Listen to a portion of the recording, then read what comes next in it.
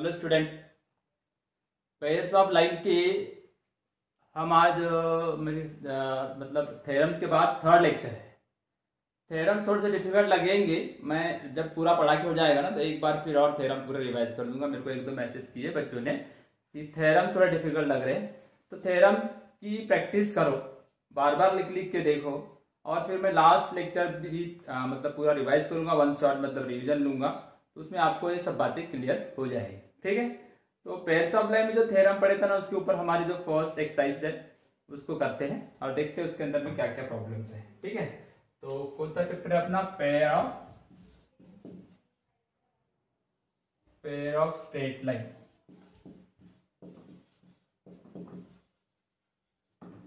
Pair of straight line, ठीक है बेटा, बढ़िया चैप्टर है। टॉपिक मतलब ज्यादा डिफिकल्ट नहीं है, थोड़ा सा थियरी जरूर है, पर आपको मैं अच्छे से समझा दूंगा तो हो जाएगा। थोड़ी सी बात करते हैं कि यहाँ पे क्या क्या पढ़े। शुरुआत में देखोगे तो जॉइंट इक्वेशन की ज्यादा से ज्यादा जॉइंट इक्वेशन के बारे में पढ़े। जॉइंट मींस कंबाइंड इक्वेशन है ना।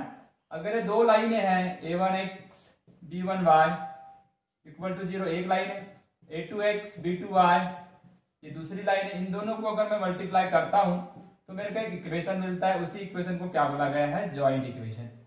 तो ये दोनों लाइन ओरिजिन से पास होने वाली है, इनका प्रोडक्ट का ऐसा एक इक्वेशन मिलता है। अपने को याद करो, इस इक्वेशन को आप क्या बोलते थे? Homogeneous equation of second degree in x and Y. Okay, इसको क्या बोलते हैं? Homogeneous equation of second degree in x and Y, क्योंकि इसकी डिग्री 2 है इसलिए ये होमोजेनियस इक्वेशन है। क्लियर हो गया? ये बातें सब समझ में आ रही? हाँ, अभी हमको फर्स्ट एक्सरसाइज में ऐसे क्वेश्चन पढ़ना है कि अगर ये एक थ्योरम हो गया, ठीक है, सेकंड नंबर का, कि भैया दो पासिंग थ्रू ओरिजिन वाले लाइन का joint equation homogeneous equation of second degree in x and Y आता है। और दूसरा थ्योरम क्या पढ़े थे कि ये वाला जो होमोजेनियस इक्वेशन है ये दो लाइन को रिप्रेजेंट करता है। वहां केस 1 और केस 2 देखे थे। बड़ा सिंपल सा काम है। केस 2 में क्वाड्रेटिक का फॉर्मूला लगाए थे और यहाँ पे b की वैल्यू 0 ले दो, ऑटोमेटिकली दो लाइन हमको मिली थी। इस पे से बात ही क्लियर होती है कि दो लाइन को अगर मल्टीप्लाई करते हो, L1 मल्टीप्लाई L2 करते हो, तो ये वाला इक्वेशन आता है। और अगर इसको सॉल्व करता है, ये इसकी डिग्री 2 है, मतलब क्वाड्रेटिक से ही सॉल्व करना पड़ेगा, तो L1 equal to 0, L2 equal to 2 line मिलती है। ये थ्योरम नंबर 2 हो जाएगा। ये थ्योरम नंबर 2 हो जाएगा। ठीक है, ये सॉरी, ये सेकंड और ये थर्ड थ्योरम बहुत ज्यादा इंपॉर्टेंट यहाँ पे ये नहीं है। जो थर्ड नंबर का, लास्ट नंबर का थ्योरम है, फोर्थ नंबर का, वो बहुत बढ़िया है, मैं बहुत अच्छे से उसको कराऊंगा। ठीक है, अभी फिलहाल में हम चलते हैं कुछ एक्सरसाइज के प्रॉब्लम। चलो एक्सरसाइज नंबर 1 के प्रॉब्लम देखते हैं। आपके बुक आपके पास होगी, नई बुक ले लो, मार्केट में आ गई है। आपको कोई भी एक्सरसाइज कोई भी बुक स्टोर में मिल जाएगी। तो एक्सरसाइज नंबर 4.1, एक्सरसाइज नंबर 4.1, ठीक है बेटा। अब ये 4.1 में कुछ नहीं है एकदम, आपको तो बस 12th के हिसाब से एक्सरसाइज बनी नहीं है। तो पहला क्वेश्चन बोल रहा है find joint equation. Find joint equation of the given two line. ये एक लाइन हो गई, this is the equation number 1। And दूसरी लाइन है 3x - 5y equal to 0, this is the equation number 2। ये दो लाइनें आपके पास गिवन दी हुई है, L1 L2, इसको आप L1 मान लीजिए, इसको L2 मान लीजिए। ठीक है, ये दोनों are two line passing through origin. ये ओरिजिन से पास हो रही बेटा, ठीक है ना, कोई दिक्कत? अब देखो, आपको क्वेश्चन में पूछा क्या गया है? क्वेश्चन में पूछा गया था फाइंड जॉइंट या combined equation, joint equation. Okay, तो the joint equation is therefore the joint equation A. Joint equation मतलब क्या करना है? दोनों ब्रैकेट का मल्टीप्लाई। तो फर्स्ट ब्रैकेट में क्या दिया हुआ है? 2x + y। दूसरा ब्रैकेट क्या है? 3x - 5y। कुछ भी नहीं, ज्यादा डिटेल पढ़ने की जरूरत भी नहीं है। यहाँ सिंपल है, साधारण सा मल्टीप्लाई करना है, तो मल्टीप्लाई करते चलो। ठीक है, 2 × 3 6, x × x² ठीक है। फिर इसका इसके साथ करो -10 xy, फिर इसका इसके साथ करो 3xy, ठीक है, y × y y², तो 5y² इक्वल टू 0। आगे बात समझ में? अब हम सीधा लिख देंगे x², इनको प्लस माइनस करो तो -7xy बेटा ये बिल्कुल सीधा सीधा इक्वेशन मिल गया। देखो 2 × 3 6, 2 × 5 -10xy, फिर इसका इसके साथ, फिर इसका इसके साथ, फिर प्लस माइनस कर दिया, आंसर आ गया। Is required joint equation. ऐसे आपको दो जॉइंट इक्वेशन दिए रहेंगे, आप आसानी से उसको मतलब दो लीनियर इक्वेशन दिए रहेंगे, फिर पासिंग थ्रू ओरिजिन हो या नॉट पासिंग थ्रू ओरिजिन हो, तो आप उसको जॉइंट इक्वेशन निकाल सकते हो। ठीक है, क्लियर होगी बात। चलो क्वेश्चन नंबर 1 का 1 था। सेकंड नंबर भी वैसे चाहे मैं सेकंड नंबर नहीं बना देता, कुछ एग्जांपल आपको बनाना है। क्वेश्चन नंबर 3 बना देता हूँ। आपके पास बुक होगी, नहीं तो फिर डाउनलोड कर लो, तो मतलब बुक आपको मिल जाएगी, नहीं तो फिर मार्केट में अवेलेबल तो है ही। सेकंड नंबर के बाद थर्ड नंबर लेते हैं। थर्ड नंबर में देखो आपको दो लाइनें दी हुई है, पूरा क्वेश्चन लिखने का। क्वेश्चन कहां से लिखोगे? फ्रॉम बुक, बुक से लिखो।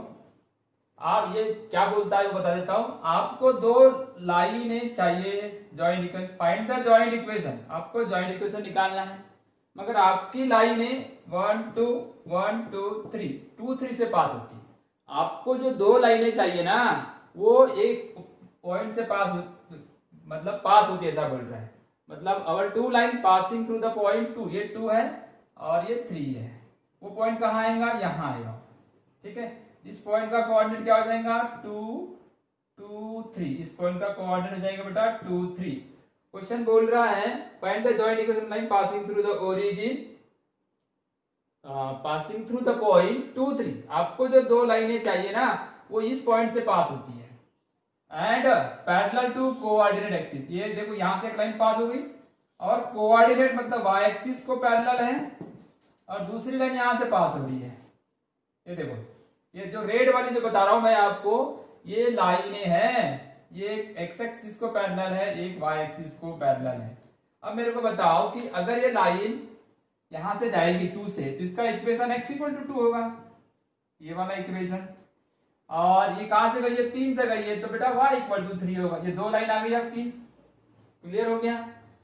अब therefore the equation of line, अब थोड़ा सा थ्योरी लिख लेते हैं।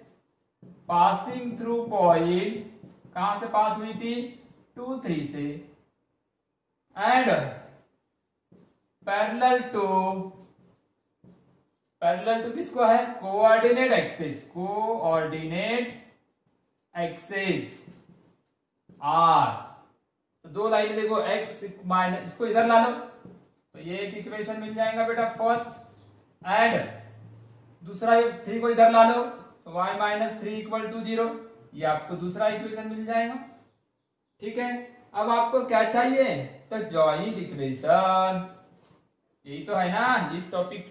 जॉइंट इक्वेशन इज, अरे दोनों को सिर्फ मल्टीप्लाई कर लो, सिंपल मल्टीप्लिकेशन इक्वल टू 0। देखो आपको ये यहाँ पे इस चैप्टर में पहले तो दिमाग में कंसेप्ट फिट कर लो, और कॉन्फिडेंस में बिल्कुल मत रहो कि सब आता है, सब आएगा, हो जाएगा, कर लूंगा। ये भैया अच्छे की बात लग जाती है परीक्षा में, समझ में आया? तो आप जो जिस दिन पढ़ाता हूँ उसी दिन पूरा वर्क करो, उसका होमवर्क करो, प्रैक्टिस करो, और जब भी टेस्ट लगते तो पूरे कॉन्फिडेंस के साथ टेस्ट दो। ऐसा करोगे तो 2 साल का प्रोग्राम है, 2 दिन का नहीं है ना। तो चलो मल्टीप्लाई करते हैं। मल्टीप्लाई करने के लिए बड़ा सिंपल से आइडिया है, कुछ नहीं है। ब्रैकेट के पहली टर्म, इसको ब्रैकेट को मल्टीप्लाई कर देगा, xy - 3x - 2y और +6 आ गया। ये this is the joint equation, this is the required joint equation. दिख रहा है आपको? कुछ नहीं, आपको फ्री के 3 मार्क्स 2 मार्क्स मिल जाएंगे, इजीली आपको मार्क्स मिलने वाले हैं यहाँ पे। ठीक है, अगर अच्छी पढ़ाई करते हो तो, अदरवाइज आपको फिर 0 मार्क्स मिलेंगे। हाँ, नेक्स्ट क्वेश्चन।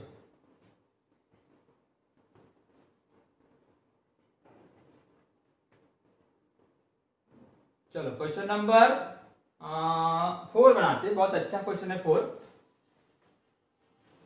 वो बोल रहा है आपको, अरे जॉइंट इक्वेशन बोला मतलब आपको क्या चाहिए? जॉइंट इक्वेशन निकालने बोला मतलब आपको दो लाइन चाहिए। दो लाइन निकालने के आपके दिमाग में आइडिया हो ना, how to find 2 lines for joint equation. तो जॉइंट इक्वेशन निकालना मतलब 2 लाइन पहले तो निकालना पड़ेगा। तो मैं देखो 4th नंबर का एग्जांपल बना रहा हूं, तो वहां क्या पूछा है देखो। फोर्थ नंबर में बोला है, फोर्थ नंबर का एग्जांपल देखो, मैं डायग्राम को इसलिए नहीं मिटा रहा हूं क्योंकि सेम डायग्राम आज यूज होने वाली है, सेम डायग्राम यूज होने वाली। क्वेश्चन को आप देख लो, वो बोल रहा है find the joint equation of line passing through the point. यहां से पास हो रही बेटा 2 3 से, ये जो 2 3 है ना, इसी से पास हो रही है, इसी से पास हो रही बोल रहा है, ध्यान दो। हालांकि मिटा दूं फिर और ड्रॉ करना पड़ेगा सेम टू सेम। हाँ, हमको जो चौथा इक्वेशन है वो चौथा इक्वेशन ऐसा दिया हुआ है, देखो चौथा नंबर में क्या पूछा है, फोर्थ नंबर का क्वेश्चन देखो, यहां कुछ लाइनें गिवन है, ठीक है, गिवन लाइन। पहली लाइन दिया है 3x + 2y - 1, 3x + 2y - 1 = 0 and दूसरी लाइन दिया हुआ है x - 3y + 2 = 0। ओके, ये दो लाइनें दिख रही है आपको। अब ये दोनों लाइनें का स्लोप निकालने का, इसका स्लोप m1 ले लेता हूं। आपको फॉर्मूला बताया था, अगर ax + by + c = 0 ऐसी कोई लाइन है, इसका स्लोप निकालने का फॉर्मूला बताया था -a/b। लॉन्ग क्लास में भी हो चुका है और शुरुआत वाले पहले क्लास में भी बताया था। इसका कोफिशिएंट डिवाइड बाय y का कोफिशिएंट, x का कोफिशिएंट 3 है, y का कोफिशिएंट 2 है, तो स्लोप आ गया -3/2। इसका स्लोप क्या आ जाएगा, x का कोफिशिएंट -1 रहता है, माइनस लेना पड़ता है, -3 दिया 1/3 आ गया। ओके, m1 m2 तो मिल गया ना आपको। हाँ, अब क्या करोगे देखो, अब आपको करना क्या है, आपकी जो रिक्वायर्ड लाइन है, रिक्वायर्ड लाइन मतलब आपको तो दो लाइन चाहिए ना, वो पासिंग और रिक्वायर्ड लाइन मतलब the required line passing through point 2 3, यहां से पास हो रही है 2 3 से, अंडरलाइन करके रख दो, ये 2 3 से पास हो रही है and perpendicular to the given lines. बहुत मजे की बात है, आपकी लाइन जहां से यहां से पास हो रही है और ये दो लाइनों पे परपेंडिकुलर है। याद करो, अगर तुम दो लाइन चाहिए, एक लाइन इस पे परपेंडिकुलर और एक लाइन इस पे परपेंडिकुलर है ना। अभी मैं ड्रॉ करूंगा ग्राफ तो आपको समझ में आ जाएगा, ये लाइन जो है इसके ऊपर परपेंडिकुलर है। अब देखो, their perpendicular their slopes are, their slopes are मतलब रिक्वायर्ड लाइन के स्लोप चाहिए, काय के चाहिए, रिक्वायर्ड लाइन के स्लोप।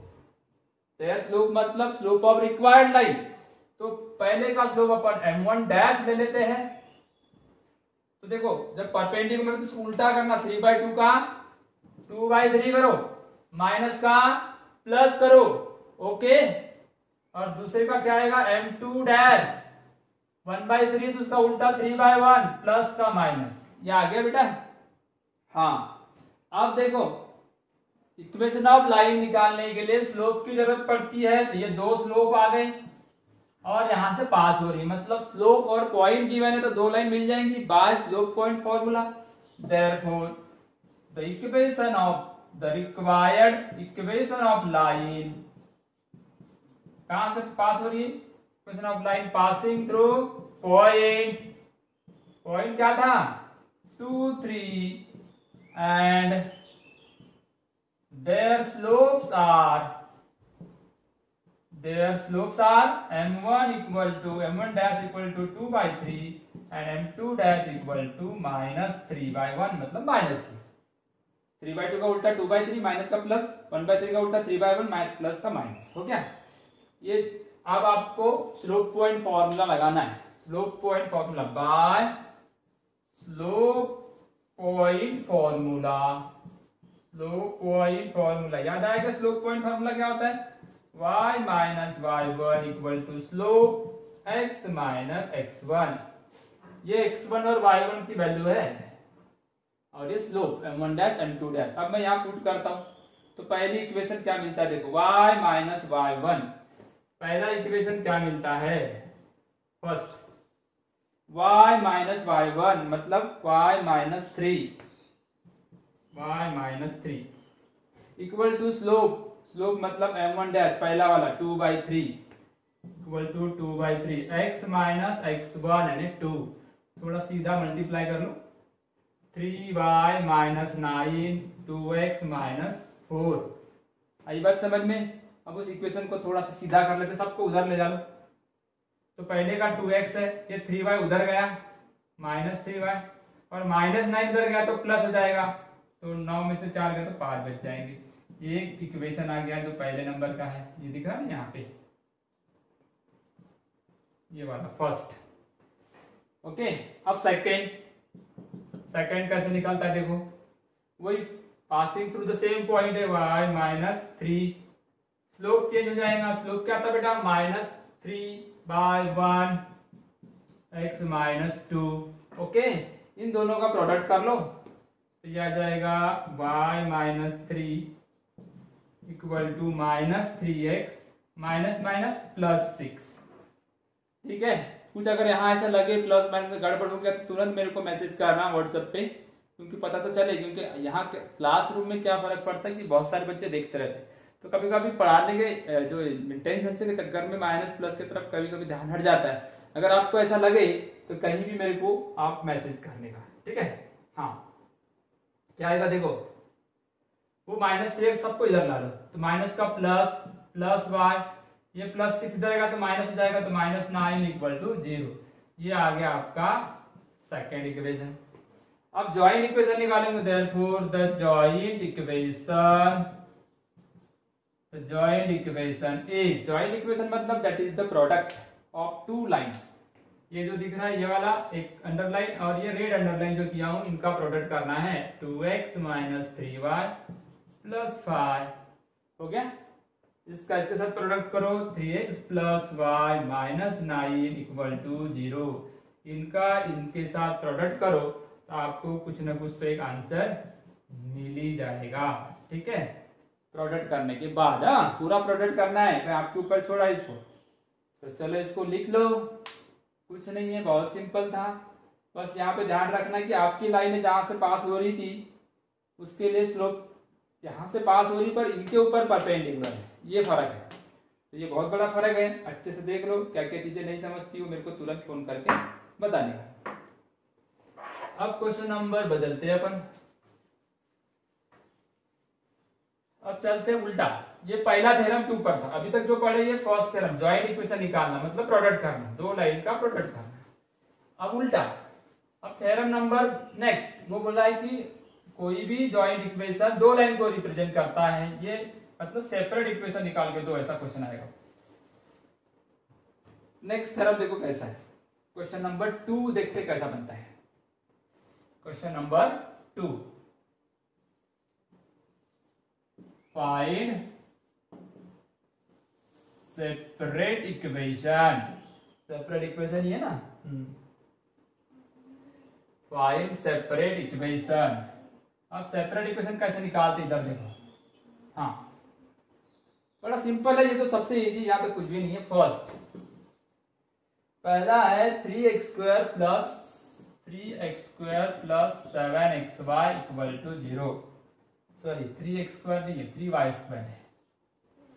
ठीक है, बहुत ही सिंपल है। ये देखो, इसकी डिग्री 2 है, इसकी भी डिग्री 2 है, मतलब ये जॉइंट इक्वेशन तो है ही। तो ये जो इसमें क्या करना, कॉमन निकालना। यहाँ y है, यहाँ पे भी y है, तो अगर मैंने y को कॉमन निकाला बेटा तो अंदर क्या बचेगा, यहाँ एक y कम हो जाएगा, यहाँ का भी एक y कम हो जाएगा, तो सिर्फ 7x बचेगा इक्वल टू 0। यहाँ दो ब्रैकेट है, अब ये देखो इसको ब्रैकेट में डाल देता हूँ मैं। आपने देखे होंगे कि यहाँ पे दो ब्रैकेट जो होते हैं ना, दोनों ब्रैकेट, ये एक ब्रैकेट दिख रहा है और ये वाला एक ब्रैकेट दिख रहा है, ये वाला, ये दो ब्रैकेटों का प्रोडक्ट कितना आ रहा है, 0। तो आपने देखे होंगे कि इनका प्रोडक्ट अगर 0 आया तो इसका मतलब ये 0 होगा, या तो और 3y plus 7x equal to 0 होगा। ये दो में से कोई ना कोई एक तो 0 होंगे या दोनों 0 होंगे। Are two separate equation of line, separate equation of line passing through origin. ये ओरिजिन वाले क्योंकि कांस्टेंट नहीं है यहाँ, तो क्वेश्चन नंबर 2 था सेपरेट इक्वेशन फाइंड करो, तो हमने सेपरेट इक्वेशन फाइंड कर दी। ये फर्स्ट सेपरेट इक्वेशन था। ये वाला, और ये सेकंड सेपरेट इक्वेशन था। कुछ नहीं है, बहुत ही इजी है, बहुत ही मतलब एकदम छोटे लेवल का प्रॉब्लम है, आपको इजीली समझ में आएगा। लिख लो।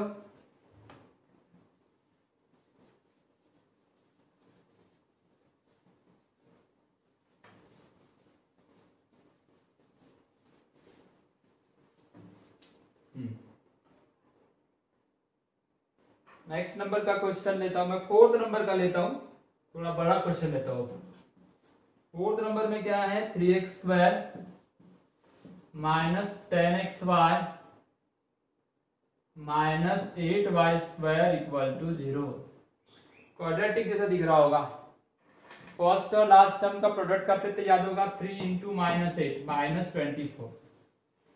बराबर। ऐसे दो नंबर बताओ का जिनका मल्टीप्लिकेशन 24 आ रहा होगा मगर एडिशन सब्ट्रैक्शन -10 आना चाहिए। तो ये -12 और ये 2, ठीक है ना। इसमें क्या दिक्कत है, कोई दिक्कत नहीं है। अब हम यहाँ पे लिख देंगे इसको, तो इसके फैक्टर ऐसे आएंगे, देखो यहां से शुरू करते हो, बीच में जगह नहीं है। 3x² minus 12xy plus 2xy minus 8y² equal to 0। -12 plus 2 -10 हो रहा है, मतलब एडजस्टेबल बराबर है। अब ये दो में से कॉमन निकालो, ये दो में से एक कॉमन निकालो और ये दो में से एक कॉमन निकालो, तो क्या बचेगा। नेक्स्ट स्टेप देखो, हाँ क्या बचेगा, देखो 3x कॉमन निकाल दो तो यहाँ बचेगा x और यहाँ बचेगा 4, 3 इंटू 4 y बच जाएगा। x बाहर निकला तो y बचा और यहाँ 4 बच जाएगा। दूसरे इसमें देखो बेटा 2y, तो 2y कॉमन निकाला तो यहाँ बचेगा x और यहाँ बचेगा 4y, ठीक है ना, कोई दिक्कत तो नहीं हो रही है। अब हमारे पास ये देखो ये कॉमन आ रहा है, ये भी एक कॉमन आया, ये भी एक कॉमन आया, तो उसको एक ब्रैकेट में ले लेता हूँ, x माइनस 4y एक ब्रैकेट हो गया। दूसरा ब्रैकेट क्या है, 3x plus 2y equal to 0। 3x plus 2y equal to 0 है ना। अब ये वाले लाइन और ये वाली लाइन देखो, x minus 4y equal to 0 और दूसरा है 3x plus 2y equal to 0। R2 equation of line passing through origin है, कांस्टेंट टर्म नहीं है इसलिए ओरिजिन है, मतलब सेपरेट इक्वेशन मिल गया। कुछ नहीं कर रहा हूं, इजीली बन रहे सब। ये तो कॉमन निकाल के बन गया, ये क्वाड्रेटिक जैसा बन गया। इसको अलग अलग फॉर्मूले से बना सकते हैं, कोई ऐसा कोई दिक्कत नहीं है। आप जो जिस मेथड से बोलो उस मेथड से बनेगा, बस इतना आना चाहिए।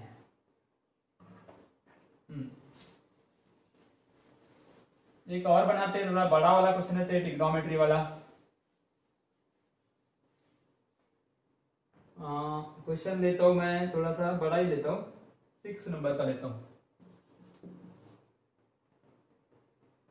x² 2 cosec alpha xy plus y² equal to 0। x² 2 cosec alpha xy plus y² equal to 0, ठीक है ना। इसमें क्या दिक्कत हो रही है, इसको देख लो आप अच्छे से। इसमें क्या है, इसमें देखोगे तो थ्योरम याद आया कि भाई थ्योरम की जो केस नंबर 2 बताया था, every homogeneous equation represent pairs of line, उसमें आपको बताया था कि केस नंबर 2 में फॉर्मूले से वैसा बना देता हूँ। सबसे पहले मैंने वहां y² वाली टर्म लिखा था, देख लेना आप, 2 कोसेक xy। थ्योरम कुछ लोगों ने बोले थे थ्योरम नहीं समझा, तो मैं उसी मेथड से बनाता हूँ जिस मेथड से थ्योरम बना, ऐसा लिख दिया। फिर जो आखिरी में जो x² रहता है ना बेटा, ये वाला, ये x² से डिवाइड करना, डिवाइड बाय x²। तो x² से डिवाइड करोगे ना तो ये भी स्क्वायर वो भी स्क्वायर, तो y बाय x का क्या हो जाएगा, होल स्क्वायर, और 2 cosec alpha y by x, ठीक है, 2 cosec alpha y by x, और इसको यहां से एक कैंसिल हो जाएगा और ये कितना बचेगा 1, डिवाइड करोगे। अब इसको कंपेयर करो, कंपेयर विथ, किसके साथ कंपेयर करोगे, इसके साथ, ax² plus bx plus c equal to 0, quadratic वाले इसको इसके जैसा है वो, है ना। मतलब यहाँ y बाय x भी लिखे तो चलेगा, ये y बाय x और ये भी y बाई एक्स, क्योंकि क्वाड्रेटिक इक्वेशन है पर y बाई एक्स में। तो a की वैल्यू कितनी आएगी, a की वैल्यू लिखो, b की वैल्यू बताओ और c की वैल्यू बताओ क्या आती है। तो a की वैल्यू क्या आएगी 1, b की वैल्यू 2 कोसेक अल्फा और ये भी 1 है ना। फॉर्मूला क्या होता है इसमें, बी स्क्वायर माइनस 4ac आता है अंडर रूट में। देखो बी स्क्वायर माइनस 4ac यही दिक्कत पैदा करता है ना, इसको पहले निकाल देते हैं। बी स्क्वायर यानी इसका square 4 cosec square alpha minus 4ac, 4ac, ए और सी 1 1 है। हाँ अगर ये आपने अगर मान लो 2 को कॉमन निकाले तो क्या दिखेगा, 2 under root cosec square alpha minus 1, 2 cosec square alpha minus 1 cot square alpha होता है।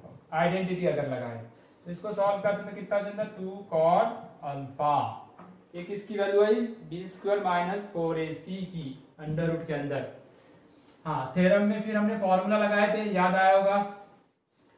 फॉर्मूला क्या था, फॉर्मूला तो हमेशा याद ही होगा क्योंकि 10th में तो सबसे ज्यादा बच्चे इसी को पसंद करते थे। तो उसी फॉर्मूले को लगा रहा हूं, तो फॉर्मूला लगा दीजिए। वो था formula minus B plus minus under root B square minus 4ac divide by 2a। पर ध्यान रखना ये x में नहीं है, y बाई एक्स में है। Quadratic equation y by x में, तो यहाँ y बाई एक्स लिखना जरूरी है। ठीक है, तो हमने लिख दी y by X minus B, B कितना है देखो यहाँ पे माइनस 2 कोसेक अल्फा, तो माइनस 2 कोसेक अल्फा लिख दिया। ये कितना निकाले हो आपने 2 cot alpha plus minus 2 cot alpha और 2a मतलब 2 इंटू 1। ठीक है, अब एक काम करना, मैंने बोला था कि ये y को इधर रखना, x को उधर ले जा लेना और 2 कॉमन निकालोगे तो क्या होगा, 2 से 2 सब कैंसिल, ये भी कैंसिल वो भी कैंसिल। ठीक है, तो minus cosec alpha plus minus cot होगा ये कॉट अल्फा डिवाइड बाय 2 और ये 2 कॉमन निकाला। चलो ठीक है, निकाल दे, एक स्टेप बढ़ा देते हैं। ओके, तो देयरफॉर y एक इक्वेशन क्या आ रहा है उसका, minus cosec alpha plus cot alpha x and दूसरा कौन सा आ रहा है y equal to minus cosec alpha minus cot alpha x are 2 equation of line या सेपरेट इक्वेशन ऑफ लाइन। इसको थोड़ा सिंप्लीफाई भी कर सकते हैं, इधर उधर मिला सकते हैं, इससे कोई फर्क नहीं पड़ता। ऐसा भी लिखे तो भी आपको पूरे मार्क मिलने वाले हैं। क्या किया, पहले x स्क्वायर से डिवाइड किया, ये वाली स्टेप आई, फिर क्वाड्रेटिक से कंपेयर करके दिखाया, तो ये वाली स्टेप आई, बी स्क्वायर माइनस 4 से निकाला, सिंपल हो गया। यहाँ इजीली हमको पुट करना पड़ा, नहीं तो इतनी सारी स्टेप से ये बहुत बड़े बड़े फॉर्मूले आते हैं, इसलिए पहले से निकाल लेना ये वाली सब चीजें। ठीक है क्या बेटा, देखो लिखो फटाफट।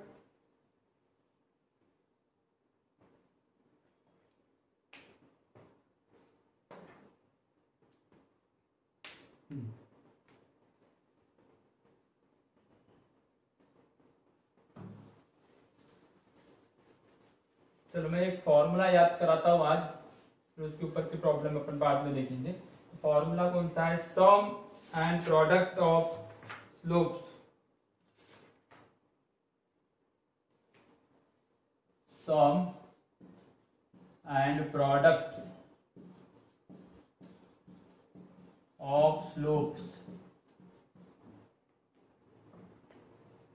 The homogeneous equation. मालूम है ना आपको सबको, होमो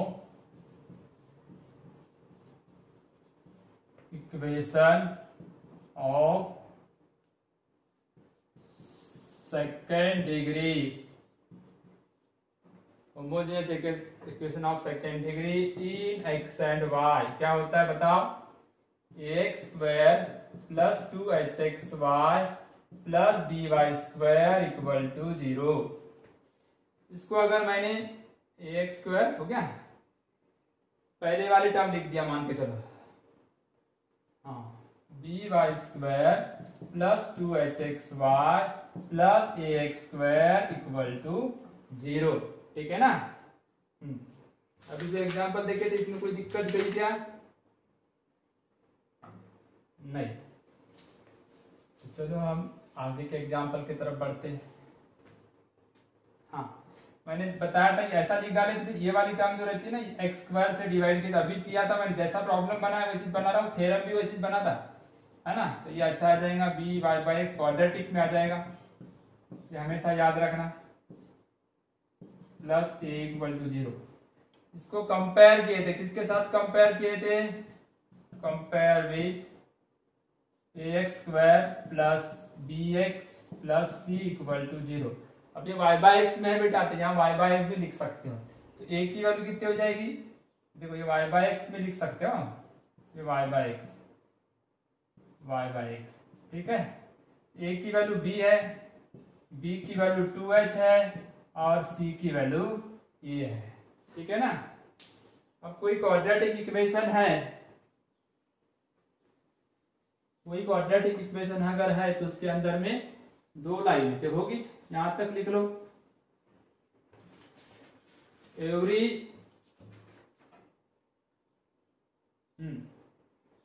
दिख रहा है आपको सभी को, कोई दिक्कत। अब ये जो इक्वेशन है मतलब homogeneous equation, the homogeneous means that is, ये वाला लिखता हूं, that is ax square plus 2hxy plus by square, ये जो है represent two lines having slope. अब जब ये दो लाइन है इसके अंदर तो दो स्लोप होंगे, m1 m2 मान लेते हैं उसको, having slope m1 and m2, ठीक है। अब एक लाइन अगर कंसिडर करते हैं, let y equal to m of x be one of the line, तो ये आपका इक्वेशन हो जाएगा B M square plus 2h m plus A equal to 0, ऐसा एक इक्वेशन मिलेगा। इसके अंदर दो लाइनें हैं, दो लाइन में से एक लाइन अगर मैंने ये लिया तो इसको सेटिस्फाई करेगी ना, तो ऐसा एक इक्वेशन मिलेगा आपको। इसको ये थ्योरम नहीं याद नहीं करना, सिर्फ फॉर्मूला जो बता रहा हूं वो याद करना, ऐसा एक इक्वेशन मिलेगा। ये quadratic, it is an quadratic equation है, ये क्वाड्रेटिक इक्वेशन मिला। आपने पढ़े होंगे कि m1 plus m2 sum of two roots क्या था, -2 ये middle term by first term, तो -2h बाय b, इसको बोलते थे b by a minus b by a, तो ये याद रखना। वो तो ये 10th का था, ये याद रखना। और m1 इंटू m2 क्या याद रखोगे, c बाय a, c यानी a बाय b आएगा, c by a, quadratic equation, ठीक है। और इसी इक्वेशन को एक नाम है यहाँ पे तो बोलते हैं auxiliary equation, it is also called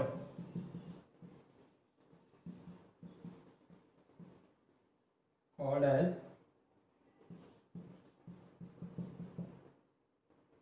auxiliary equation.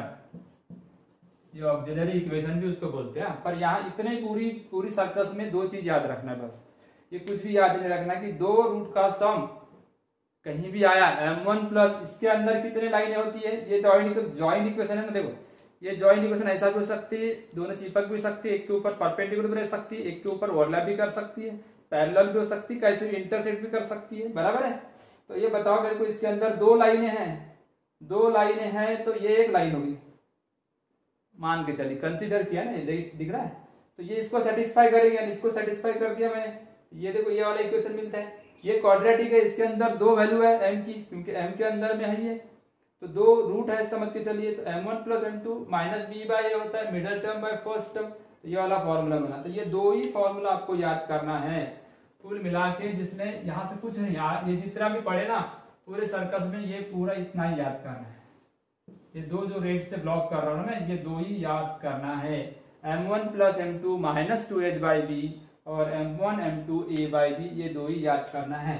m1 plus m2 equal to minus 2h by b और m1 m2 equal to a by b, यही तो था। सम प्लस सम कितना आ रहा है, सम कितना आ रहा है -2h बाई b और प्रोडक्ट कितना आ रहा है a बाई b, दो बातें आपको, थ्योरम नहीं है सिर्फ कंडीशन है, ये कंडीशन कैसी लाया वो प्रूफ बताया हालांकि, पर आपको नहीं समझा होगा तो ये सिर्फ ये तो याद रख सकते हो ना, कंडीशन को याद करने का। चलो ठीक है, आज का क्लास अपन यही समाप्त करते हैं। नेक्स्ट क्लास में इसकी जरूरत पड़ेगी, थ्योरम फिर से समझा दूंगा, आप बिल्कुल टेंशन मत लो, पर आप इसको अच्छे से करने का। Okay, till of the next class बेटा। Okay, bye.